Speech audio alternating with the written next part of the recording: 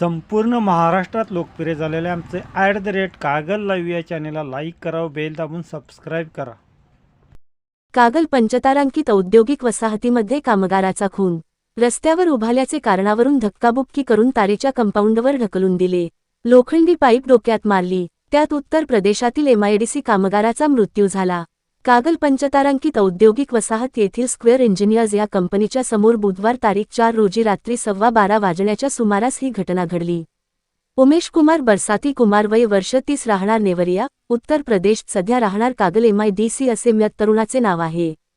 Gokul Shirgaon police ठाण्यात खुनाचा गुन्हा नोंद झाला आहे.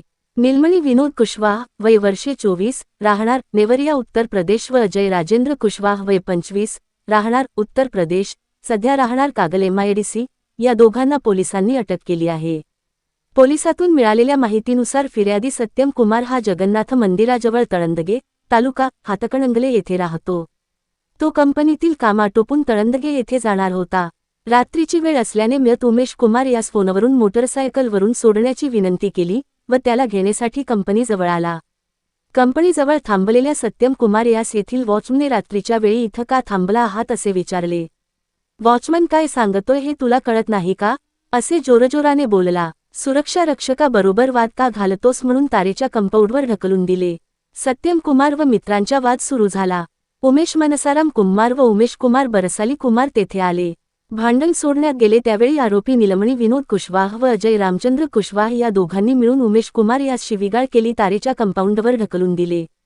लोखंडी पाईपने डोक्यात जोराने मारहाण केली. त्यात तो रस्त्यावर गतप्राण झाला.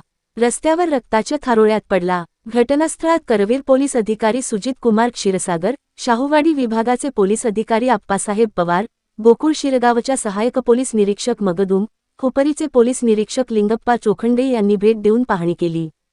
पोलिसांनी आरोपींना ताब्यात घेतले असून सहाय्यक पोलीस निरीक्षक मगदूम मॅडम पुढील तपास करीत आहेत.